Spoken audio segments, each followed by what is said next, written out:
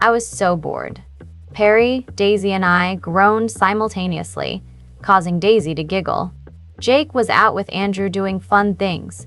I knew they went paintball, went karting, and skiing. When I asked if I could go, Andrew looked guilty. He was trying to find excuses as to why I couldn't tag along. Jake bluntly told me this was a man day, and they didn't want any females to interrupt them. Apparently, they thought females were always burdens to what men considered fun. I simply stuck my tongue out at them and said they were jerks. Amanda did the same, glaring at Andrew. Nelson, Jennifer, Betty, and Brian went on a double-date run. They asked if we wanted to go, but we turned their offer down nicely. We didn't want to feel left out. It also made us envy their perfect relationship. After all, my mate had a human girlfriend. Daisy's mate was in a mental institute. Perry didn't find his mate yet. We were completely lucky when it came to the romance department. Note the sarcasm. Harrison was doing some alpha duties upstairs, so that left the three of us moaning about how bored we were. We seriously had no life. "How's Scott?" Perry asked after thinking about a topic to discuss. "Fine," Daisy answered, throwing her platinum blonde hair out of her face. Her sapphire eyes showed concern over her mate. "He's doing so much better." "That's great," Perry said sincerely. "I haven't visited in such a long time." "I'll go soon." Jessie visited, Daisy said with enthusiasm. "She went with Harrison?" "You went with Harrison?"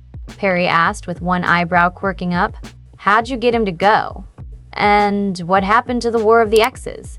Daisy punched him, casting him a warning look. I waved it off and just sighed. I'd practically dragged him there. "We're fine. We called a truce," I said. "I think he's going to visit Scott again soon." "Thank you, Jessie," Daisy gleamed. "Scott has been beating himself up over what he did to you and Harrison. As far as I know, he will never forgive himself for the rest of his life. When you visited, it was a huge weight off his shoulders." "It was for the best," I smiled, playing with Perry's rusted color hair. "So I can't help my curiosity. How are the two of you?" "We haven't mated yet," Daisy said. "He's in a mental institute. It's kind of weird to get it on in." "Okay, we get it," Perry said, covering his ears with his hands. "Nasty. I have more than enough with Nell and Jennifer." "Anyways," Daisy said, glaring at Perry. "We're just dating. That's all." "I'm lucky I haven't found my mate," Perry sighed. "What? You don't want to find true love?" I asked. Perry always seemed like the person who constantly looked for true love. I guess I thought wrong. "It's so complicated," Perry groaned, looking at me like it was the most obvious thing in the world. "Femme wolves are such cheese." Daisy smacked his head. "You better watch it, Kavanaugh." Daisy defended the female population. "See?" Perry yelled, motioning a hand towards Daisy's angry face. "And you're really mean," I told him. "Maybe that's because you're already 19 and your heart is becoming colder every day you don't have a mate." "That's not true," Perry replied bitterly. He was lying. He was longing for a mate. He just didn't want to let us know because he was ashamed of his vulnerability. "So you're saying that if you found a mate, you would reject her?" Daisy asked. "No," Perry answered quickly. "I would not let her go through that." "Ah, so you have thought of finding your mate. You already know you'd welcome her with open arms," I teased, ruffling his hair. He rolled his chocolate eyes. "I'm just a gentleman, that's all." "I didn't know gentlemen called females excess," Daisy replied sarcastically. "I'm 1 in a million, sweetheart. By the way, Jessie, what exactly is going on with you and Harrison?" "Nothing. We're friends," I shrugged. "Just friends? How is that going for you?" Daisy asked with curious eyes. "Okay, I guess. It's going to be hard, but at least we were civil. Making him my enemy is too much drama. I hate to bring it up, but Harrison is obviously hiding some things from you," Perry said. Daisy gulped, averting her eyes. Harrison had many secrets, so I wasn't completely surprised. My eyebrows rose, and I simply asked, "Why do you think that?" "Well, every time he thinks he ends the link with us, he starts muttering things about you," Perry stated. "Right, Stace?" Daisy nodded. My eyebrows knitted in confusion with my lips slightly parted. I didn't know how to respond to that. What was he muttering? "What does he say?" I asked, contemplating whether I should hear this information or leave it as it is. "He grumbles to himself about how much he's an idiot," That one's right. He put you through a lot of crap, Perry said. He'd say things about how he missed you, and the other day, he was going on and on about how good it felt to have you in his arms. I said awkwardly, feeling the blood rush up to my cheeks. He wasn't aware that you guys were listening? Sometimes you forget that you haven't put up the link block if something is bothering you, Daisy said, looking at me cautiously. He talks about you a lot. He'd cuss every time he realized we were listening, but none of us had the courage to ask him what was going on. Why would he talk about me? I asked. I felt the riot of butterflies in my stomach. My heart was pounding against my ribcage. You're his mate, Daisy shrugged. I guess. He has a girlfriend, I pointed out. As much as I hate to say this, but I think if he wanted to be with me, he wouldn't be with Sarah right now. He loves her, Perry said bluntly. Daisy smacked him across the chest. Unfortunately, that news was clear a long time ago. However, it still dimmed my mood and made me more depressed. But I think there is more to the story than Harrison is letting on. What do you mean? I have no clue either, but I feel like he's hiding stuff, Perry said. He's definitely hiding a lot, Daisy agreed, nodding her head. He's been different lately. What do you mean by different? He's been acting weird. He's been more moody and snappy, Perry answered for Daisy. Why? Wouldn't we all want to know? I sat there, trying to make sense of the information. There were many questions swimming in my head, but I had a feeling that Daisy and Perry didn't have the answers to these. They were as clueless and curious as I was. I think he's still low, Daisy began, but was cut off by the front door banging open. It was so loud, causing the three of us to jump a foot in the air. We looked at each other in confusion. Our eyes widened when we heard screams of agony, shouting, and the rushing of feet across the tiled floors. Something happened, Daisy said worriedly, getting up to her feet. Betty just linked me. What? I asked, gripping her arm. She just stared at the entrance of the living room with frightened eyes. Her face paled, and her lips were muttering words that I could not decipher. Perry's face was similar to Daisy's own. He got up to his feet as fast as he could. He was about to jump over the couch when the commotion entered the room. My eyes widened, and the sight in front of me made me dizzy. A loud gasp escaped my lips unintentionally. My hands started to tremble, and my body went cold. Nell rushed into the room shirtless, muttering something to Jennifer. Jennifer was in his arms, her small body covered in Nell's light blue t-shirt. She convulsed in his arms, screaming in agony.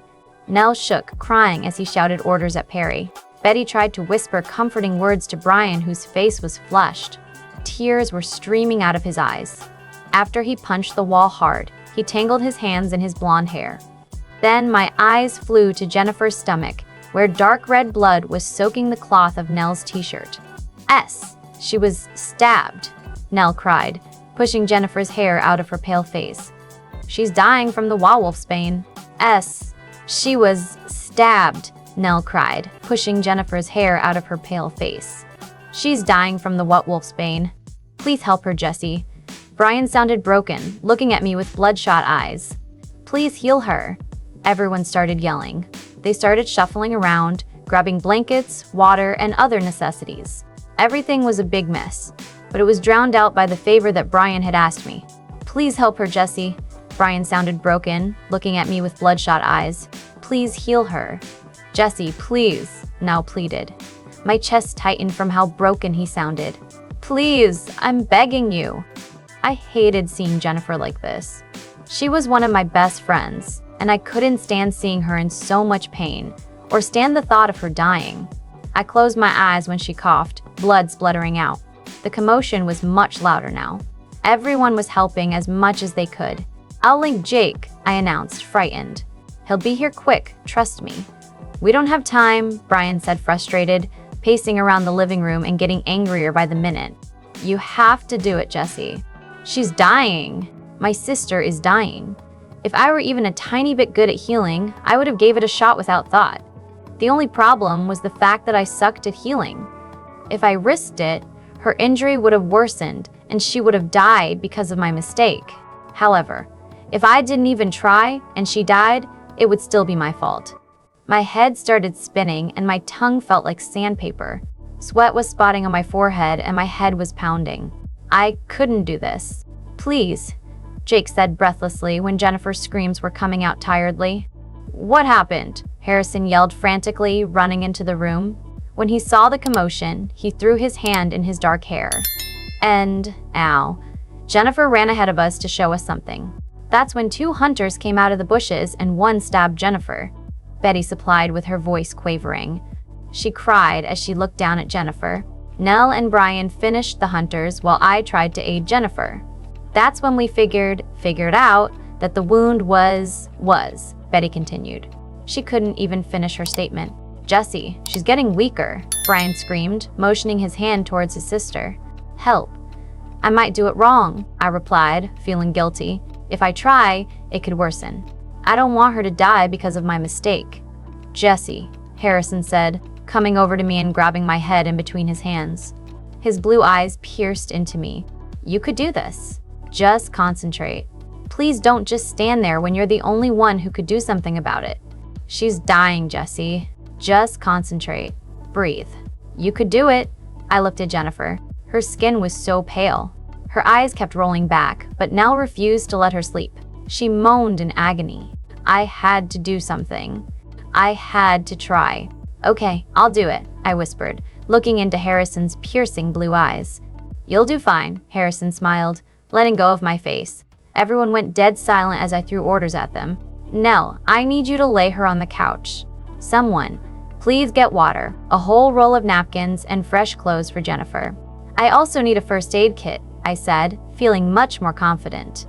Nell placed Jennifer on the couch softly. She moaned softly in pain. Betty, Perry, and Daisy placed all the materials next to me in the next minute. Nell grabbed his mate's hand. Brian stood next to his twin sister, stroking her hair. Swallowing hard, I ripped the shirt where the wound was. There were a few gasps, including mine, when we saw the deep cut on Jennifer's flat stomach. Blood was gushing out of it. The wound was turning black from the wolf's bane. I tried to calm down as much as possible before I proceeded. I really didn't want to mess up. Instead of thinking about what was going on, I closed my eyes and thought of a positive outcome. I thought of Jennifer healthy and glowing, smiling and laughing. I drew in a shaky breath, placing my hands over the wound. I called for help from the ancient healers as I recited the familiar words and started the healing process. Losatark. Losatark. Losatark, I whispered. I imagined Jennifer crying at the altar, smiling widely at Nell.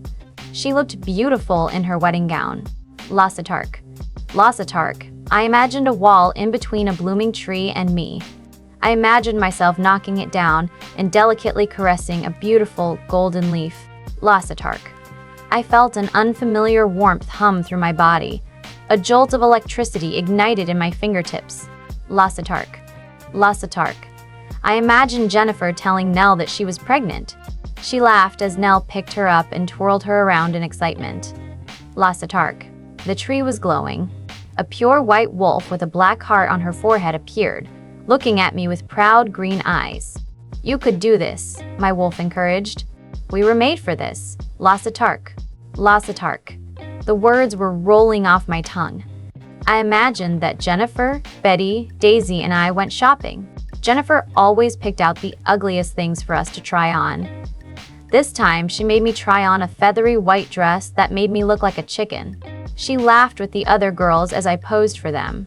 Losatark, Jennifer, and Brian were playing a game. Jennifer won. She rubbed it in her brother's face. Losatark. The golden leaves were circling my wolf. My wolf opened her mouth, sucking in the leaves. Once she was done, it was dark.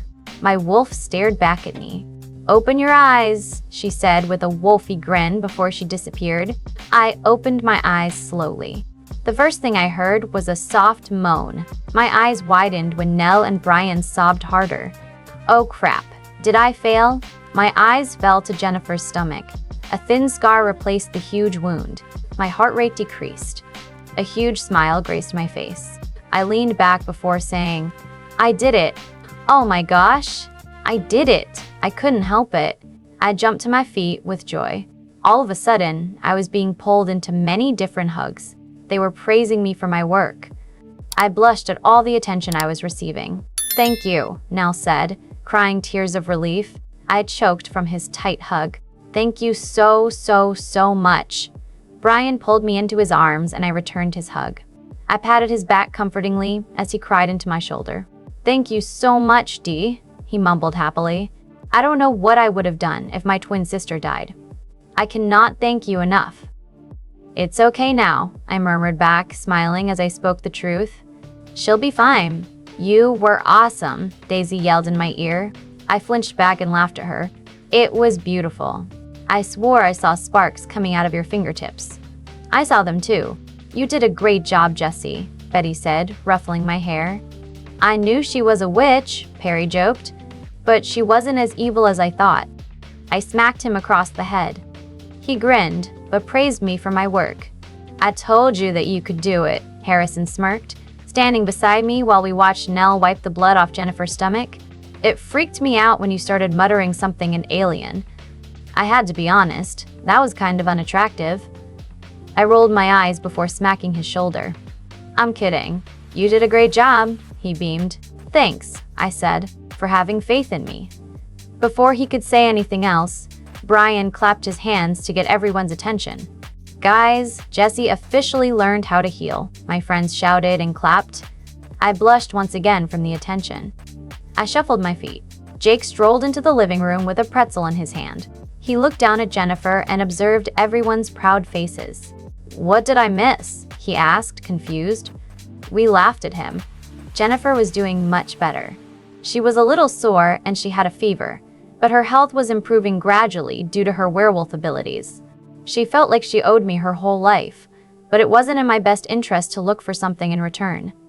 I was the type to do favors for people because it was right, not because I was looking for a grand prize at the end of every good deed done. Jake was proud of me for discovering a way to connect with my healing abilities. His training had also become more challenging. However, I succeeded at most of the tasks he gave to me. I've also discovered a new ability. I tried it out on Jennifer, and her fever had gone down gradually.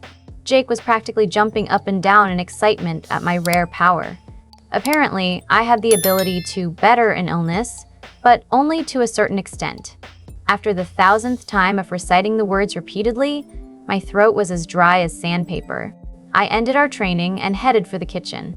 I went straight for the cupboard, reaching up on my tiptoes. In times like this, I cursed my short height. I smiled in victory when the glass cup was safely in my hands. "Hey," a female greeted out of nowhere. I jumped a foot in the air, startled. I turned around, clutching the glass to my chest. "Oh, hey," I said awkwardly when I saw Sarah sitting at the kitchen table on her cell phone. "Sorry I scared you," Sarah apologized, putting her phone down. "Oh no," I waved off. "I just didn't see you there. I was focused on getting myself a drink. My throat is as dry as the Sahara Desert. Would you like something to drink?" "No, thank you," Sarah said politely. "I'm just waiting for Harrison to come down." I sit down on the seat across from her. Although it was extremely awkward, it was rude for me to leave Sarah here by herself. I took a sip of my water, feeling the cool liquid slide down my dry throat. Sarah's phone dinged, slicing through the awkward silence like a knife. "Sorry," she said, lowering the volume of her phone. "I'm texting my mother. It's been a long time since I've talked to her. My parents are divorced." I was quite shocked with how easy it came from her lips. She didn't seem the slightest bit embarrassed that her parents weren't together anymore. "It's all right," I said. "You should talk to your mom. I'm sorry to hear about your parents' divorce." "My parents were divorced too," I added when Sarah didn't say anything. It surprised me that I was being open with her. I guess it was because we had something in common and it was the only thing to talk about. I'd rather say the most embarrassing things than sit here and stare at her while there was an awkward silence between the both of us. "They were? So they got back together?" Sarah asked, folding her arms on top of the table. "Not quite," I said, shaking my head. I couldn't believe I was sharing so much of my life with this stranger. "My dad died about 15 months ago." Sarah's eyes widened, her lips frowning. She was pitying me. I usually hated being pitied, but I've gotten used to it. "I'm so sorry, Jessie," Sarah said sincerely. "I still don't know how to respond to that," I answered honestly, laughing. I don't know whether to say, "It's okay, thank you," or "I'm fine." Nothing relatively fits. "Tell me about it," Sarah laughed too. "Every time I hear that, I don't know what to say." So, you live with your dad? I asked. Yup, she says, popping the pea. They divorced when I was 11. Ever since then, I stayed with my dad. I would talk to my mother occasionally. Usually, I visit her at New York City over the summer. I love small towns. Big cities overwhelm me. I used to live in the city, I laughed. I moved to this small town 2 years ago. 14 months ago, I moved to another small town with relatives. I kind of like cities. They keep you busy. It helps you forget all the problems you're having. I'm attached to Lansdowne, though. I grew up here, Sarah explains. All my family and friends are here. I'm afraid of letting that go. You must have a great family, I smiled.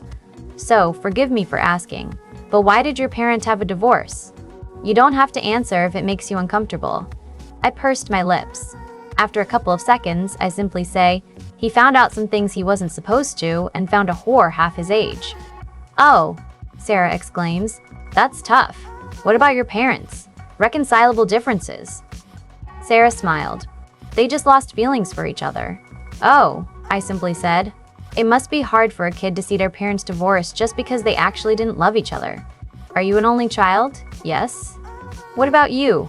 I have an older brother. He's 21. He got married when he was only 20, but he's pretty sure that she's the one, I said proudly. It was always second nature for me to brag about Andrew. That's cute, Sarah smiled genuinely. What about your mom? What is she like? She's wonderful, I said honestly. She's truly a supermom. She does everything for us. She owns her own business. She's a fashion designer. My mom does truly do everything for Andrew and I. She would literally take bullets for us. Talking about her made me want to cry. I was proud to be her daughter. That's so cool, Sarah exclaimed. My dad owns a business too, but it's just a small shop in town. What store? I asked, sipping my water. The Big Shot, Sarah replied. I choked on my water, looking at Sarah with wide eyes. Yeah, I know. He sells guns for a living. It's something I'm not so proud about. Your dad is Aiden? I asked, alarmed. You know him? Sarah asked suspiciously. Yeah, I mean, I've heard about him around town. I heard he's a sharpshooter, I lied. Did Harrison know Sarah's dad was a hunter? Did he know he was the one who created those vile weapons? If Sarah found out what we were, we'd be dead in a second. Would she narc on her boyfriend? Was she undercover? She seemed sincere and clueless. Why the hell was the world so screwed up? I'm so confused. Yeah, he is pretty good with the guns, Sarah agreed. Did Harrison meet him yet? I know Harrison's into guns, I lied again. I wanted to know if Harrison knew what he was getting himself into. I couldn't stand to see him hurt. Yeah, Harrison and my dad get along pretty well. Harrison's my dad's favorite. My dad teaches him how to shoot at the ranch sometimes, Sarah says happily while I was anything but happy. My palms started getting clammy and my blood ran cold when everything started to click into place. The weapons I found in Harrison's room, the shootings he practiced with the one and only creator of the vile weapons, his girlfriend's dad, the werewolves that were teaming up with the hunters. The reason why he was putting his pack in danger, because he didn't want to give up something that was excessively valuable. The reason why he didn't want to give me an answer when I asked him what the hunters and rogues wanted, it because he didn't have an answer in the first place. It was all lies. I felt my fist clench under the table, my heart aching at the hurtful truth. My eye twitched as I replayed the painful discovery in my head. There was no way Harrison was betraying us, right? Maybe I was overthinking the situation. Maybe I was assuming things once again. There was only one way to find out the truth, and I knew how I was going to get my answer. I should get going, I said, trying to keep my voice even. I plastered a fake smile. I almost forgot I had a meeting. It was nice talking to you, Sarah. See you later. Jesse. As I was on the way to the gun shop, a familiar voice called up my name. Jake, what are you doing here? Aren't you doing your basic training? Yes, I was, but when I was taking my rest, I came across this. Jake said as he passed me a list. It's a list that has all hunters on it. What? I exclaimed in surprise and took the paper. But if you are here to inform me about this, they could suspect you as a werewolf since you just left the training. Don't worry, I told them that I suddenly felt sick. Just have a look at the list, Jake said. With that being said, I started to read the name on that sheet. Aiden Price, Ronald Higgins, Paul Kearney, Samuel Walker, Fred Abbott, Harrison White. I threw the sheet of paper with disgust and shock, tasting the bile in my throat. Without knocking on Harrison's door, I barge in angrily. He looked annoyed, turning his head away from his television show. His eyes widened and he stood up when he saw it was I. "Jesse, what's wrong?" His words were cut short with the sharp slap that caused his head to whip to the left. The contact was so loud, slicing the calm atmosphere like a knife. Although it was a solid slap, it did nothing to release the pent-up anger burning inside of me. It was silent. Harrison's head was still whipped to the left with his mouth slightly open. Shock was clear in his blue eyes. His cheek was turning red from the harsh contact. My fists shook beside me as tears furiously rolled down my cheeks. "Why don't you just kill us already?" I screamed when he didn't say anything. His eyes snapped to my face in confusion. "What the hell are you talking about?" he asked with his eyebrows drawn together. "Stop playing dumb with me, Harrison White," I yelled louder. "Jesse, calm down and lower your voice." "Why should I? Nobody is home." I shoved his chest, causing him to stumble back a few steps. "What the hell?" he said, his deep voice rising. Annoyance was clear on his perfectly sculpted face. "What is your freaking problem? Could you stop lying for once? Just stop it. Do you think I'm stupid? I found out your dirty little secret." "I still don't know what the hell you're talking about," Harrison yelled back. "Oh, please," I laughed sarcastically. "First, I find weapons that could kill werewolves in your bedroom, Harrison. They kill your own kind." I waved it off because you told me you were doing an investigation. I was stupid to believe a petty lie. "Let me ask you a few questions on your amazing life, Harrison. How is it dating the hunter's daughter? I bet it's superb and magical, but nothing could beat being in the hunting team. That's every werewolf's dream, isn't it?" Recognition and fear swam in his blue eyes. He averted eye contact while he found something on the wall remotely distracting. I laughed sarcastically when his jaw clenched and he didn't respond. It makes sense now. Werewolves were teaming up with the hunters. Who knew an alpha would do that? "You're clever, Harrison. So, here I am. Why don't you kill me now? Get it over with and just shoot me." I crossed my heart with my index finger. "Right here." He snapped his eyes back to my face before a low growl erupted from his chest. "Never say that again, Jesse. I wouldn't dare harm a hair on your body." You, I screamed, a new surge of anger pulsating through me. "You're nothing but a liar. Why else would you be on the hunting team or own those weapons? You want to kill?" "Shut up," Harrison snarled. He tugged at his black hair. "Just shut up, Jesse. You think you know everything, but you don't. You think you've got everything figured out, but you're missing a big piece to the story." My mouth snapped shut on their own accord. "After you left, I used to run every night to get rid of that sick and annoying pain." Harrison sighed. His voice cracked. He sounded utterly broken. He sat down on his bed, looking straight at me. One night, I shifted back. I was about to head home when I heard the sound of a gun cocking and felt the cold metal of a rifle being pressed to the back of my neck. Once the smell of the wolf's bane surrounded me, I thought I was going to die. I turned around and I saw Sarah. She was scared, holding the rifle in her trembling hands. I tried to convince her that I meant no harm, but she didn't believe me, of course. She almost shot me, but I made the stupid mistake of telling her I'd do anything. I had this idiotic mentality that you would come back to me one day. Harrison laughed nervously, scratching the back of his neck. I was happy he wasn't looking at me because my mouth flew open in shock. I was shocked from the story he was currently telling and the statement he just announced. "Anyways," he continued, "Sarah lowered her gun and asked me to do her one favor. She had a boyfriend who was abusive. She told me she broke up with him. He kept coming to her house when her dad wasn't home to beat the heck out of her. She eventually asked me to be her fake boyfriend to scare her ex away. I was a werewolf, so she thought I would be able to protect myself if this guy came after me. I agreed. I mean, I didn't want to die. She knew what I was. Her father was the maker of those weapons. She could narc on me and they would hunt me down. They would have killed the pack." After a few encounters with her ex, Sarah seemed to get a little clingy and attached. She'd show up everywhere. She'd call countless times. She came here one night when I didn't reply to any of her calls or texts. Betty answered the door and introduced herself as my sister. I tried telling Sarah that I wasn't interested, but she's a saking psycho. She threatened to kill Betty if I didn't ask her to be my girlfriend. I'd never live with myself knowing my sister was dead because of me. I didn't have much options, so I reluctantly agreed. I didn't want the pack knowing I was dating Sarah. She wasn't special. She didn't matter. I didn't want them to find out she was the hunter's daughter. But Betty made the unambiguous choice of introducing Sarah to the pack. After dinner that night, she wanted to have sex. Again, she threatened my whole pack. And me. It was practically rape, and it was hard. But thoughts of you kept flooding my brain, and the whole time, I was thinking of you. Just you. I was a pussy. I freaking cried. Could you believe that? I cried when I had sex with somebody that wasn't you.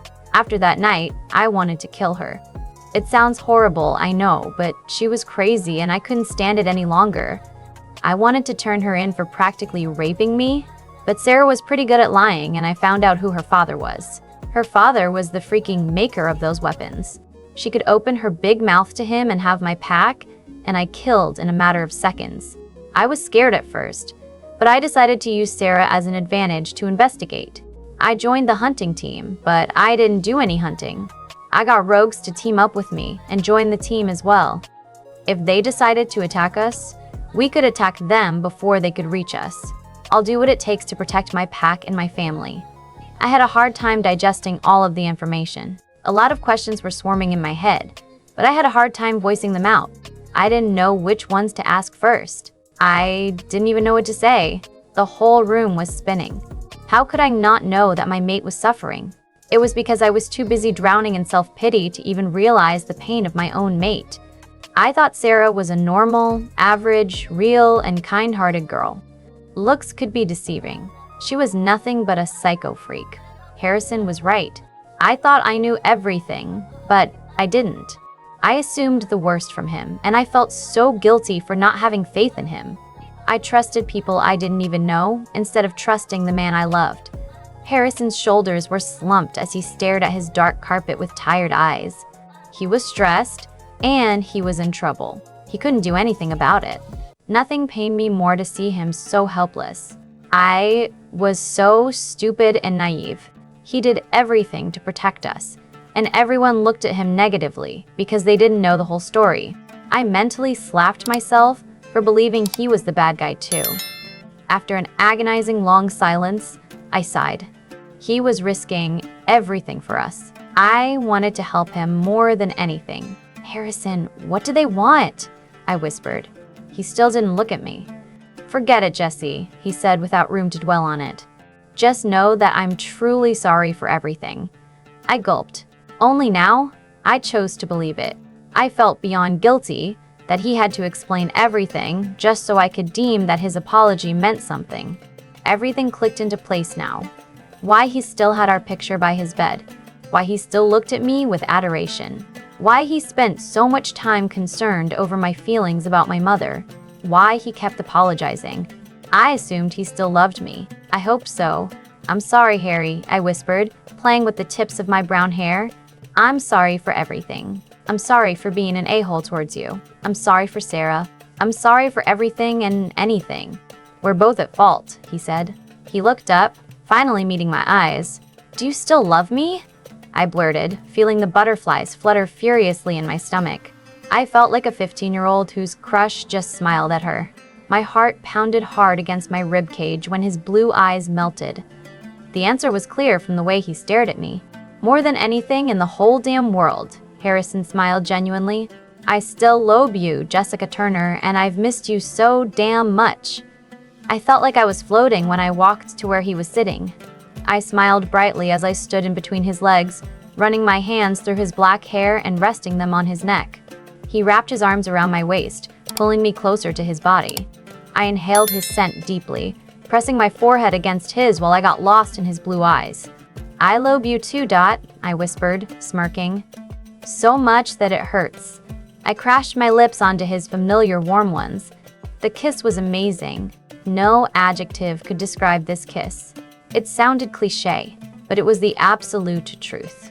It left my toes curling, my taste buds craving, my stomach flipping, my heart racing, my head spinning, and my body tingling. The fire licking in my stomach and the heat that invaded my body were gladly welcomed. It made me realize how much I missed him and his kisses. Our lips moved in synchronization, molding perfectly together.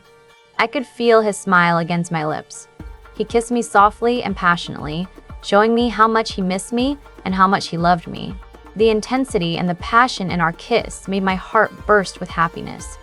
I suppressed a low moan when I felt him suck on my bottom lip, demanding entrance. I pressed my lips together tightly. He growled as I giggled. It turned into a full-out laughter when he tickled my sides. He laughed as he kissed my jaw and left kisses down my neck. When he reached my mark, I felt him smile before he kissed it softly. He stood up from the bed, grabbing my head. Bringing his lips back to mine, he slipped his tongue into my mouth. I moaned when it came in contact with my own. My hands tugged at his soft black hair. I was surrounded in his heavenly scent. His every touch was bringing fire to my body. If I could kiss Harrison forever, I would. He rested his forehead against mine when we both ran out of breath. Leaving a trail of heat and goosebumps behind, he ran his hands down my arms and interlocked our fingers. He brought my right hand up to his lips and kissed my palm. "Gosh, I missed making out with you," Harrison groaned. "Is that all you missed?" I scolded with a fake glare. "Well, I missed the sex too," Harrison teased. He chuckled as I slapped his chest. "I'm kidding, Jess. I missed everything about you." "You're too cheesy, lover boy," I smiled, patting his cheek lightly. "Only for you." He winked and groaned again. "I want to show you off. But that psycho is in the way. What are we going to do about her?" I sighed, feeling my happiness go down the drain from our reality. "Hey," Harrison reassured, tightening his hold around my waist when he felt me draw back from him. He tilted my chin up with one finger so I could look into his determined blue eyes. "I'll deal with her. I want you. Only you." "Mine," I whimpered, voicing the thoughts of my wolf. Harrison chuckled. "Don't worry, babe. I'm all yours." I liked the sound of that. I closed my eyes as he chuckled and pressed a soft kiss to my forehead. Once again, both packs were cramped in the conference room. There were hushed conversations and friendly greetings as more people filed in. Children were playing games with each other, teens chatted animatedly, women gossiped, and men talked about men stuff. Jennifer stood close to Nell. Her eyes were trained to the ground as curious individuals glanced at her. No doubt have they heard the news. Betty and Daisy were offering cookies to the crowd. James, Clark, and Sam stood stiffly in the background, obviously uncomfortable for being on Avalon Pack territory. Perry was deep in conversation with his younger siblings. Jake stood next to me, playing Candy Crush on his iPhone. Brian and Harrison were looking through papers in the corner. Harrison caught me staring at him, and a small smile formed on his handsome face. I resisted the urge to pinch him when he linked with me. "Like what you see?" he asked arrogantly. "Very much," I teased, deciding to joke around with him. "I just want to rip your clothes to pieces and lick my tongue across those finely defined abs." I choked back a laugh when he turned a slight shade of red, shifting his weight to the other foot. He scratched the back of his neck. "Too bad that'll only happen in your dreams, Dot." Harrison and I had been secretly seeing each other behind everyone's back for a week. Sometimes, our friends would get suspicious, but we'd wave it off. They didn't need to know we made out in his room late at night or we'd cuddle and watch a movie. Every time I saw Sarah, I resisted the urge to shred her face to pieces. Her sweet smile was sickening. When she put her arms or her lips on Harrison, I growled inwardly. Harrison reminded me it was all an act, and it was going to end soon. He kept contact with Sarah to a minimum, and he'd constantly apologize if she so much as held his hand. "You know what they say. Dreams do come true," he laughed. I rolled my eyes. "If all of your dreams are that illusory, your dreams must never come true." "That is sad. Yes, it did. I got you." I felt the blood rush up to my cheeks. A small smile formed on my face. "Very smooth, lover boy." "Stop talking to me," he joked. "I'm trying to focus on alpha duties." A very mischievous thought raced through my mind, and we all know how much I loved to mess with Harrison.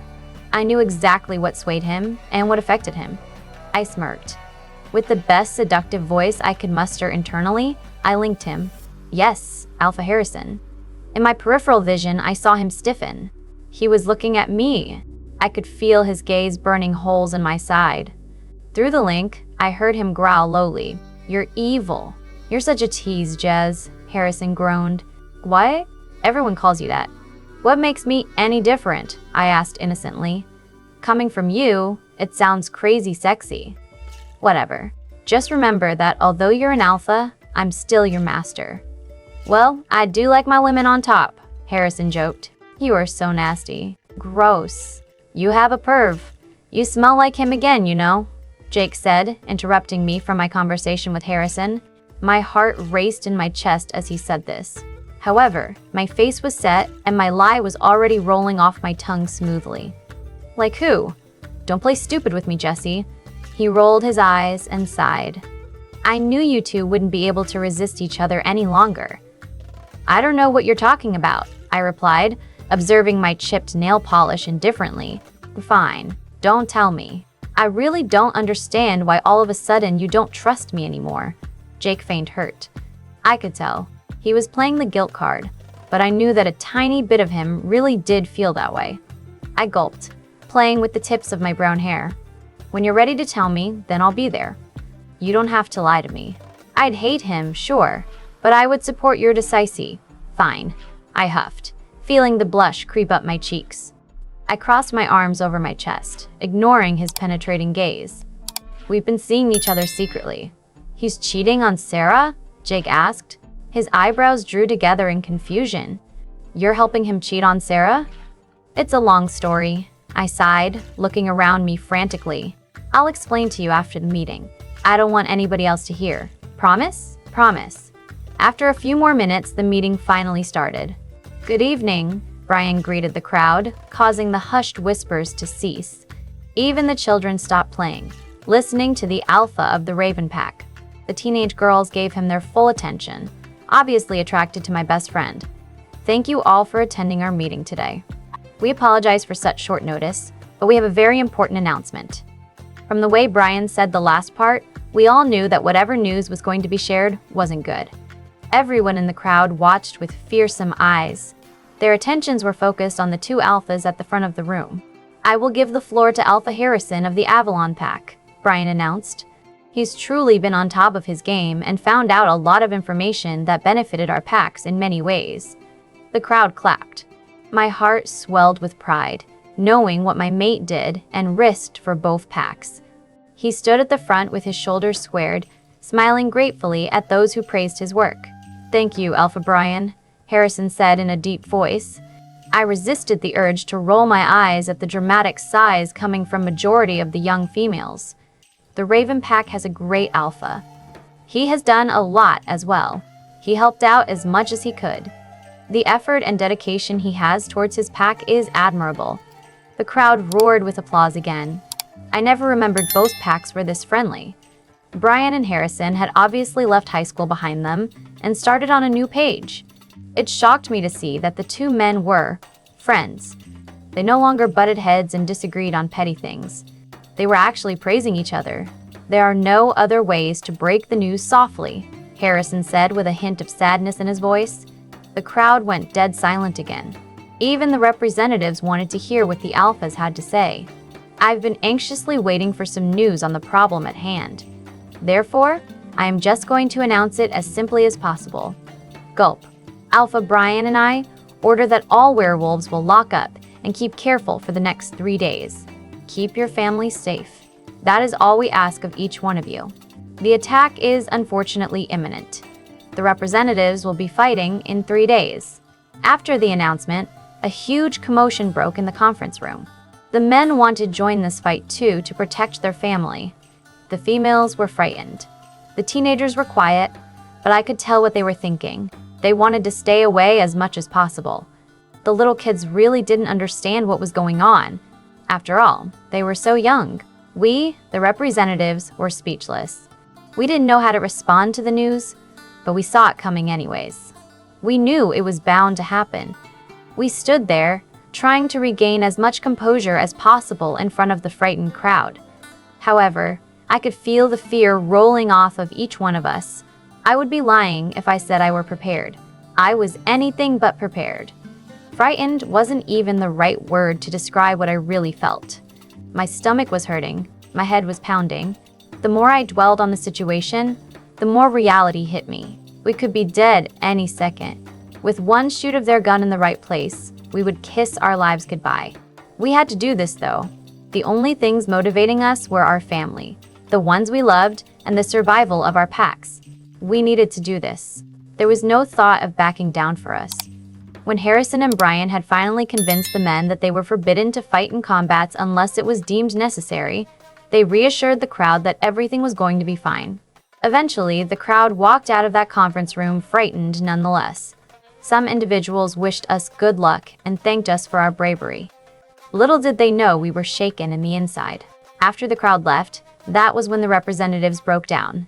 We were firing questions at nobody in particular. We were ranting aloud. We were sharing our anxiousness with one another. I guess it only enhanced the commotion when Harrison decided to explain the whole story to the representatives. I reassured him that they would understand, and they deserved the right to know what was going on. It took him a couple of minutes to say everything. He told them everything, including the news that we've been seeing each other. I guess I didn't need to explain to Jake after all.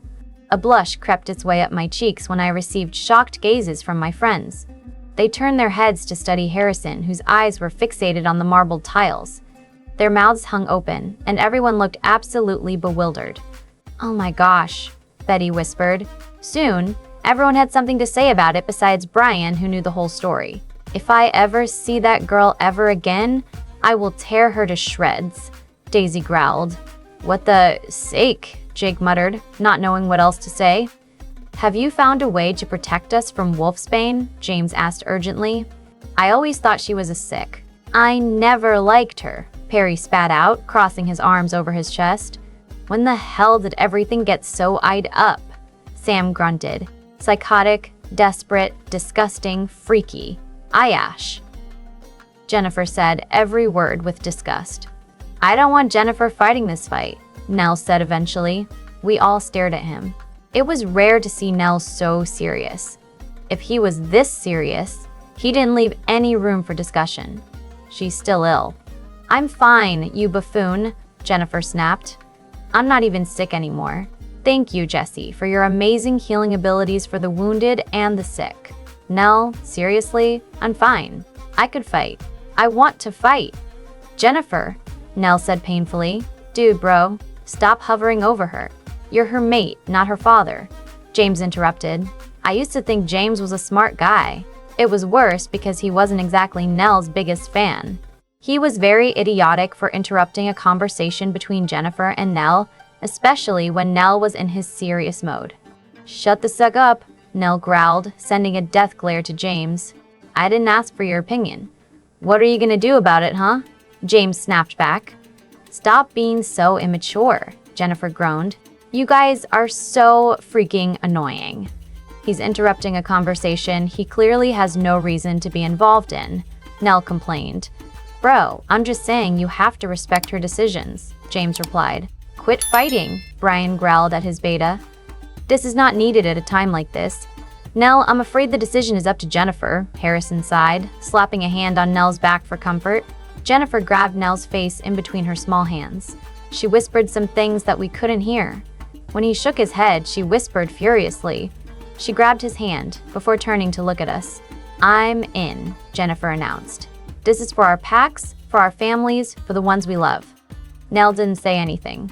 He simply just stared at the ground with his eyebrows drawn together.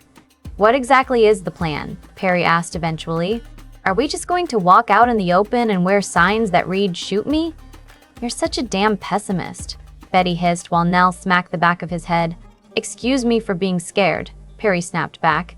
We were all in the heat of the moment. It was definitely a first time to see everyone bicker or snap at each other. I guess you couldn't blame them if there was an 80% chance of dying. "We all are," I said, looking at everyone straight in the eyes. "But we were chosen as representatives for a reason. We will stand by the sides of our alphas and betas no matter what, and we will have the strength to support our alphas and betas." Everyone stayed quiet after that. I sighed before saying, I'm pretty sure there is a plan. Yes, there is, Brian replied. Harrison made a plan early this morning. It isn't the safest plan, but it's the smartest plan. Well, what is it? Jennifer asked. You guys might not agree with me, Harrison groaned, but this is the smartest way to do it. We ask that you obey what orders you are given. Brian spoke for both Harrison and himself. If not, you will face the consequences of breaking the representative oath. We would hate to do that to you guys, especially since you are the sons and daughters of the representatives before us and have strength and agility that other werewolves weren't so lucky to have. We would also hate to do that because you guys are our friends. It's hard to let friends go, so don't let this get any harder than it is. Right, Harrison agreed with a slight frown on his face. So, if any one of you does not want to fight, please let us know now. There was a quiet silence. We looked at each other. None of us chose to back out, of course. We were stronger than that. Good, Brian said when everyone agreed silently to fight. Every one of you is vital to both our packs. We thank you for all you do. Why do you sound like you're saying goodbye? Daisy whispered. I'm not saying goodbye. I have faith in us, Brian replied. But even I was unconvinced. What's the plan? Jake asked, looking at Harrison. Remember how I told you that the rogues were working with me? Harrison began. Everyone nodded. Well, here's the plan. The rogues and I are going to be with the hunters when they arrive at our training spot. We will lead the hunters there. We've already convinced them that we saw werewolves in this area. As much as you guys will hate to hear this, we are going to try our best to not injure any humans. This is important. If we do harm or kill them, this will give the town reasons to hunt us down. These hunters have families too, and people who love them. It may not make any sense to some of you. You're probably wondering why we should spare their lives if they haven't even given us a chance. But that is why we are going to convince them that we mean no harm. We're not going straight for violence. Once you start war, it is hard to end it. We refuse to put our packs in that danger. We're going to make an agreement to live peacefully amongst them. Therefore, we will lead the hunters into the open field where we will all be standing in our human forms. It is risky. It isn't safe, but it's safer than approaching them in our wolf form. If they do try to attack, we have enough rogues to knock the weapons out of each hunter's hands. We have about 20 hunters and 15 werewolves. If they do shoot, that is where I trust you guys to use your werewolf abilities to move out of the way as quickly as possible. Be alert. Be prepared. If they do harm the rogues and you, that is when we attack, Harrison finished. We stared at him with our mouths slightly open. He wanted us to just stand there. That is practically signing our death wish right there. You want us to just stand there? Jennifer blurted out. Yes, Harrison sighed. I knew it would be hard to convince you guys. How do you know the rogues won't turn their backs on us? James asked. After all, nobody should trust a rogue. I agree with him on that, Nell added. The alpha rogue is my cousin. A bigger rogue group attacked his pack in Georgia. Out of 80 people, 20 made it out alive, Harrison stated reluctantly. We gasped, horrified looks on each of our faces. They diminished that rogue group, and those 20 werewolves have lost everything. They're going to join our pack. They heard about the hunters, and they want to help. There are no other ways to approach this situation, Clark piped in. We don't have time to think of another solution, Brian answered tiredly. Have you found a way to protect ourselves from the wolfsbane? Daisy whispered, looking at her feet. Obviously, the memories were still fresh in her head. Unfortunately, we cannot do anything about these weapons. Harrison tried to keep his voice even, but it trembled at the end. The only thing to protect us from the wolfsbane is ourselves. So be alert. Be prepared. I trust you, every one of you. When you're in doubt, remember why you're fighting in the first place. Good luck to all of us. It was late when everyone headed to bed or homes to get some rest. However, I doubt that any of us would be sleeping well tonight knowing that the attack was approaching. We couldn't even devour our dinner like we usually do. The silence at the table was sickening. We were all drowning in our own thoughts. It was the first quiet dinner that I had with the Avalon and Raven pack. Would we be lucky enough to have another dinner together? I refused to dwell on the outcome of the problem. The more I thought about it, the more I scared myself. What I should be focused on was the problem itself. and how we were going to carry it out. I couldn't sleep. It felt hot and stuffy in my room. I tossed and turned, causing the blankets and pillows to fall off my bed and onto the floor. After several minutes, I groaned and walked out.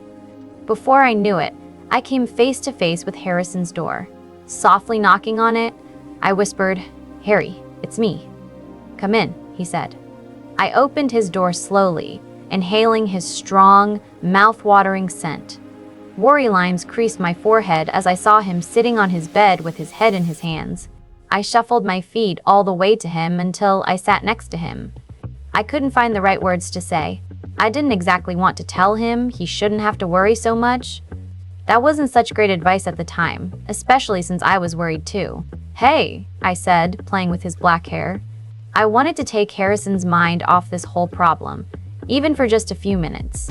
"What do you call a fat psychic?" "What?" he muttered, looking up at me. Under his blue eyes were dark bags. His peri-black hair was messed up, as if his hands been running through them all day. He was still in his clothes from earlier, dark jeans that looked great on him and a button-up shirt. I gave him a small smile. "A fortune teller."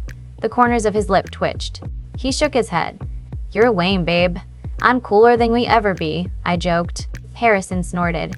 When he didn't say anything else, I spoke again. "I know this is such a stupid question to ask, but it never hurts to ask. Are you okay?" Harrison sighed, looking at me. There was a pang in my chest when I saw the broken look on his face. He looked away, staring at the carpet between his legs. "I'm freaking scared," he murmured. "I'm scared that my sister will get hurt once again. I'm scared that the plan won't go well. I'm scared to fail you guys. I'm scared to lose any of you. I'm scared that my mate won't walk out of there alive and it'll be all my faking fault." My heart broke. "Look," I said sternly, grabbing his face in between my hands. "It's okay to be scared, Harry. Just because you're an alpha doesn't mean that you have to shove all your emotions aside for business sake. We all make mistakes, and we will all stand by you no matter what. I will be okay. I'll make sure of it."